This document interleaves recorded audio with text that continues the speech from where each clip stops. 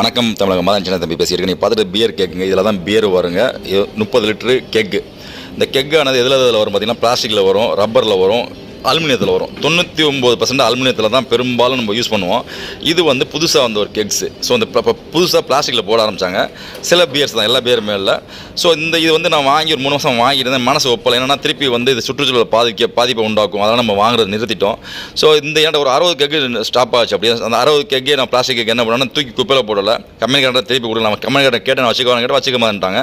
So அதை வந்து நம்ம செடியில் வைப்போம், பூச்செடியில் வைப்போம்னு சொல்லிட்டு அப்படி வச்சு அதை கட் பண்ணி நான் செடியில் வைக்க போகும்போது எனக்கு இன்னொரு யோசனை வந்துச்சு. செடியில் வச்சோம்னா மண்ணுக்கு உள்ளே வந்து இந்த வெளிச்சம் உள்ளே போய் வேற பாதிக்கும். ஸோ செடிகள் பூக்காது, காய்க்காது, அப்படி இருக்கும்னு சரி என்ன பண்ணலாம், அடுத்து என்ன ஹேங்கிங் லைட் பண்ணிடுவோம் அப்படிங்கிறது ஹேங்கிங் லைட் போட்டிருக்கேன். பாருங்கள் எப்படி இருக்குன்ட்டு. இதில் வந்து எல்லாரோட என்னோட கஸ்டமரோட எல்லா கையெழுத்துமே இருக்கும். ஒரு 60-70 பேரோட கையெழுத்து ஒரு பேரலில் இருக்கும். எந்த நாடு, எந்த ஊரில் வந்திருக்காங்க, டேட்டு, வந்த வருஷம் எல்லாமே இருக்குங்க. எல்லா டீட்டெயிலும் இருக்கும். நீங்கள் பாருங்கள் அப்படின்னு இருக்குன்ட்டு. நன்றி. மீண்டும் சந்திப்போம். வாழ்க்கை.